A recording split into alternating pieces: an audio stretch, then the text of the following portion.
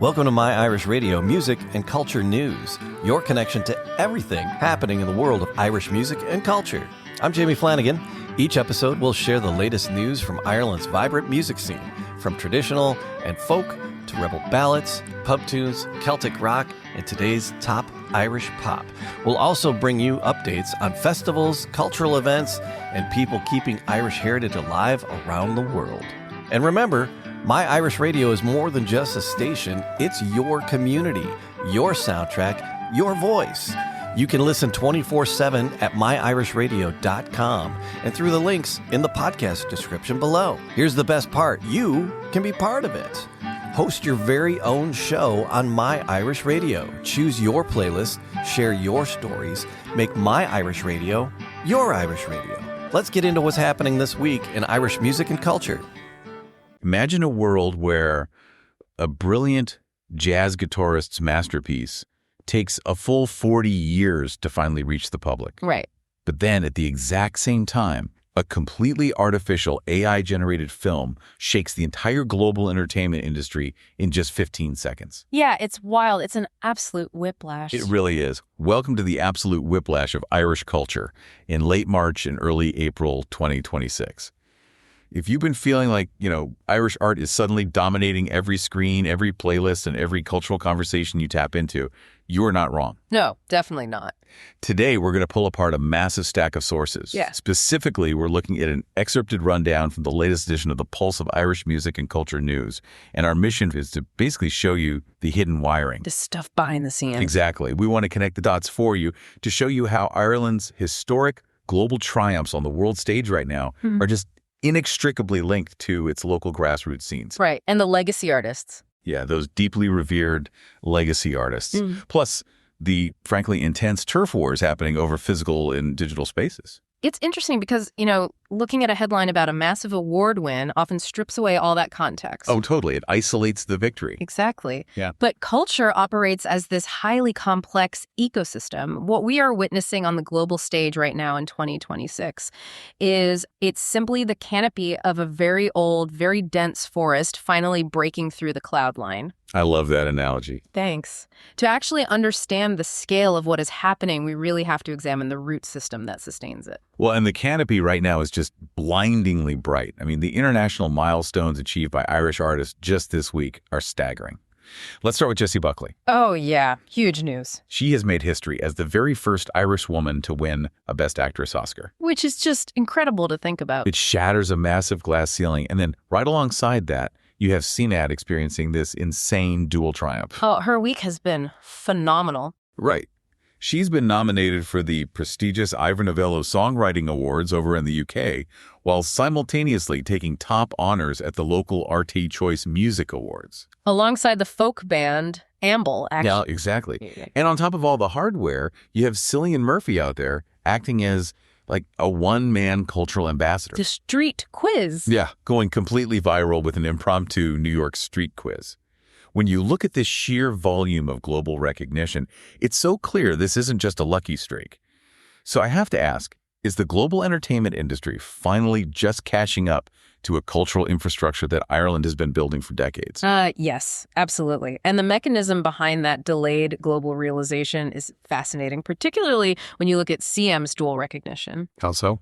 Well, it perfectly illustrates how local validation acts as an incubator for international prestige. The RT Choice Music Awards, they represent that local, critical, grassroots stamp of approval. Right, it's the home turf. Exactly. Winning that award and sharing that specific spotlight with an emerging act like Amble, it proves that an artist has completely conquered their home turf. They've survived the local pressure cooker. They've earned the respect of their peers. Yes. But an Ivor Novello nomination in the UK is an entirely different beast. That is an award strictly focused on the elite technical craft of songwriting, judged by other professional songwriters. So it proves the work transcends its geographical origin. Precisely. These systems are totally symbiotic. The local infrastructure supports and, sharpens the artist until their talent just becomes undeniable. And then the international stage takes over. Right, and elevates them globally. Yeah. Jesse Buckley's historic Oscar win is really the ultimate cinematic culmination of that exact same process. Which is amazing. The global appetite for Irish storytelling is at an all-time high right now because the quality control at the local level has just been so rigorous for so long. And that rigorous quality control is so evident in Seamat's music. I mean, her songwriting is essentially a Trojan horse. Oh, that's a good way to put it. It is. She raps these incredibly sharp, deeply emotional, often profoundly devastating narratives inside the brightest, catchiest pop melodies imaginable. It completely catches you off guard. It really does. You're tapping your foot, disarmed by the upbeat tempo, and then halfway through the chorus, you realize the lyrics have just completely dismantled you emotionally. She sneaks the profound right past your defenses using pop music. And you know, that Trojan horse strategy is actually a historic hallmark of Irish art. Really? Oh, yeah. It's this ability to smuggle heavy, narrative-driven storytelling into universally palatable formats. Even Cillian Murphy's viral street quiz in New York operates on a similar frequency. Wait, how does a street quiz do that? Well, on the surface, it's just a lighthearted, engaging interaction for social media, just fun content. But structurally, it acts as a highly effective soft power export of Irish charm and identity. Oh, I see. It keeps the culture actively in the global conversation in a way that feels entirely organic and deeply human, rather than feeling like, some manufactured PR campaign. Right. That makes total sense. But that deeply human charm and those sharp songwriting skills, they didn't just materialize out of thin air. No, not at all. They are inherited traits. I look at it this way. If the global superstars dominating the Oscars and the Ivors right now are the fresh loaves of bread flying off the bakery shelves, the legacy artists who paved the way are the sourdough starter. The mother dough. Exactly. You constantly feed a sourdough starter with new flour and water to keep it expanding, but the unique flavor relies entirely on that mother base, the original culture that's been fermenting for years. That is a very apt metaphor. And looking at our sources this week, the presence of that legacy mother dough is heavy. I mean, we have the miraculous release of a major project from the late jazz guitarist Louis Stewart. A full 40 years after its initial performance. 40 years of delay, and the tributes don't stop there. The scene is currently pouring out love for the late Glenn Keating. Yeah, he was a massive pioneer in Irish electronic music. It's just a legend. And Dublin is installing a new plaque to commemorate the legendary stained glass artist Harry Clark. Permanently marking his physical impact on the city, which is lovely. Yeah. And there's even a brand new musical currently in development called Moonlight, the Philip Lynott enigma. So much legacy being honored right now. Right. That is the foundation. That's the sourdough starter. Yeah. But when you look at how the current generation is interacting with that foundation, it's not just solitary artists working in isolated rooms anymore. No, the rundown of new releases is this massive, tangled web of intense collaboration. It really is. Like Limoncello is announcing their second album, Perfect Place, and they are heavily featuring the renowned concertina player Cormac Begley. Which is going to be fantastic, by the way. Oh, absolutely. Then you have the debut of a band called Dead Goat. But Dead Goat isn't a group of unknown kids. It's a project built by members of established acts like the Lost Brothers and Melodeon. A real supergroup. Yeah.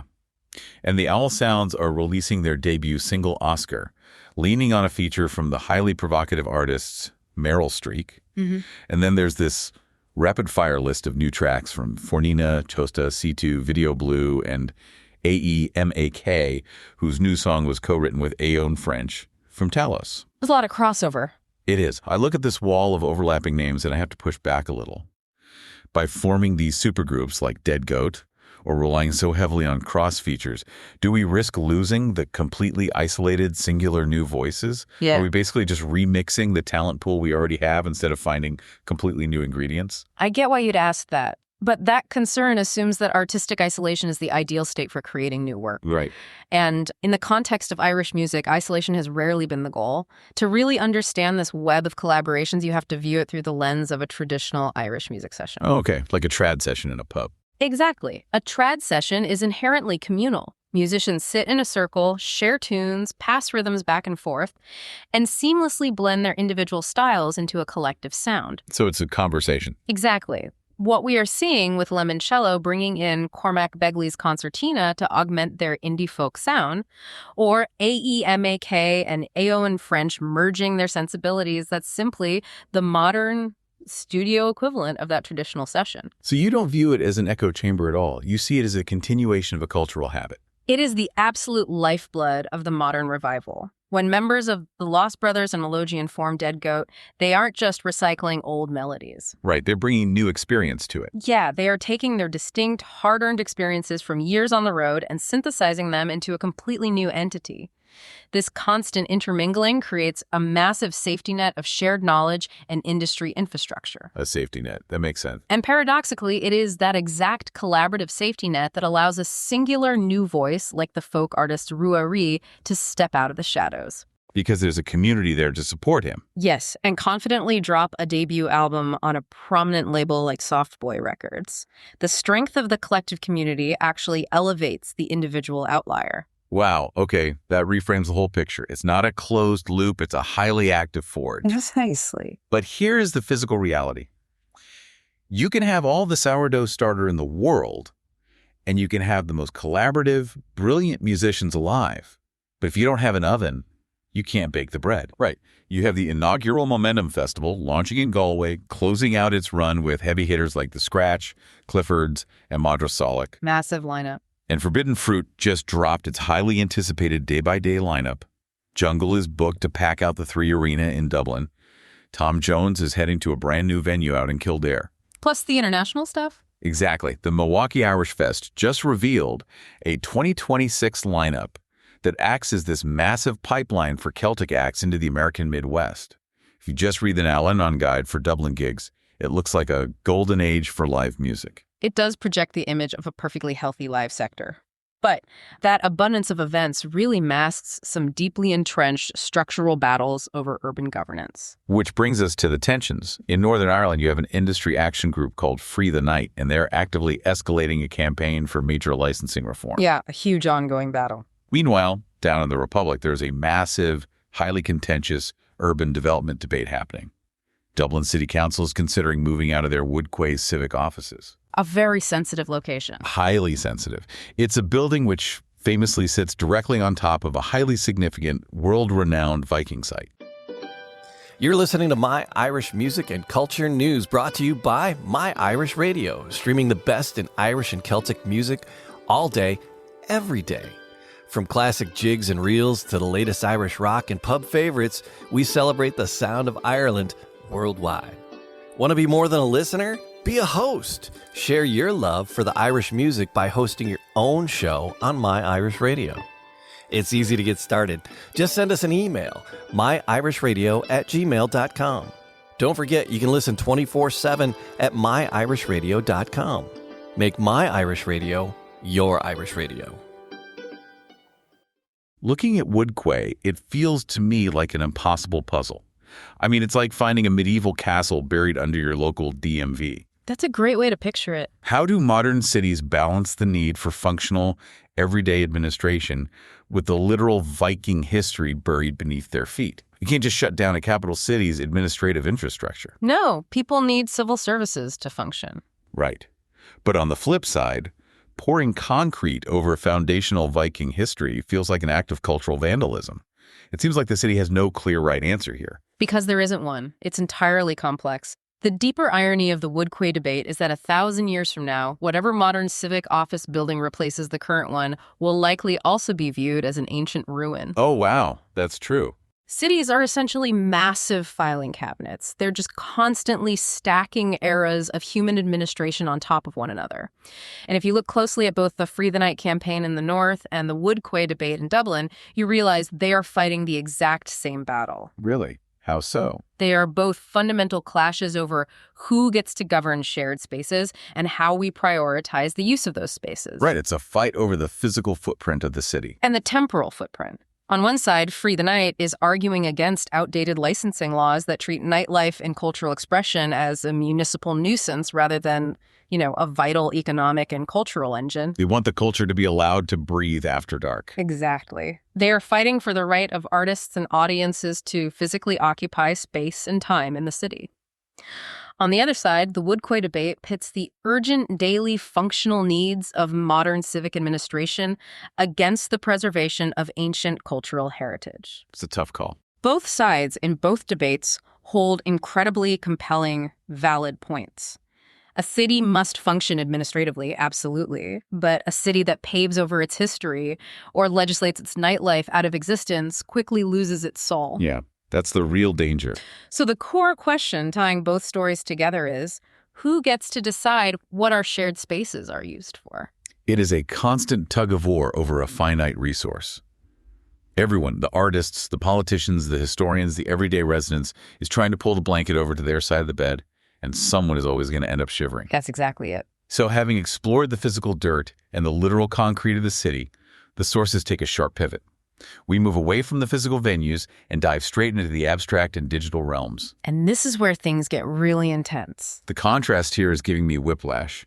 We go from the deeply methodical, slow power of human storytelling right into the frictionless, highly disruptive future of technology and art. Let's ground ourselves in the human element first. Arte has a podcast out right now called What Were We Like? And they are doing a deep dive into a century of Irish political insults. Which is just a brilliant concept. It's amazing. At the same time, the Arte short story competition is officially open, actively hunting for the next great literary talent. In the theater world, a new stage production of Tuesdays with Maury is pulling in absolutely stellar reviews. Just phenomenal feedback. And in contemporary music, you have Grammy winner Dinasha Dennehy's composition Land of Winter being heavily spotlighted in Dublin. A very intricate piece of work. Very. But when I look at that Arte podcast, about 100 years of carefully crafted political insults, I have to ask, isn't a highly articulate, devastating parliamentary insult from 1926 basically just the analog vintage version of modern internet trolling? Well, there is a shared human impulse there, undoubtedly. Right. People have always been petty. Exactly. The desire to publicly humiliate or best your opponent using nothing but your words remains exactly the same, whether it is shouted across a legislative chamber or typed into a social media thread. But the difference lies entirely in the craft. The craft of the insult. Yes. Modern internet trolling is specifically designed to be rapid, reactive, and frictionless. It aims for shallow provocation. A historic, well-crafted political insult of the type RTA is analyzing that was a strategic, highly literate piece of rhetoric. It took effort. It required linguistic precision. It was designed to dismantle an opponent's entire argument through wit. So the human pettiness is immortal, but the friction required to execute it has disappeared. The friction is the key word there. Yeah. Because that idea of friction perfectly sets up the digital disruption making headlines this week. The AI video? Yeah.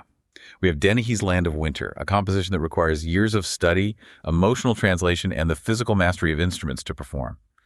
It takes immense human friction to create and perform a stage play or write a short story. But the biggest debate in the film industry right now was sparked by a viral 15-second AI-generated video. 15 seconds of footage was enough to set the entire creative world on fire. And the debate surrounding that 15-second video is entirely about the sudden removal of that friction. How so? A piece like Land of Winter is enduring specifically because of the effort it demands from both the creator and the audience. The humanity lives in the physical struggle of translating emotion into sound. The struggle is the point. Right. But the awe surrounding the AI-generated video comes from its staggering technological capability.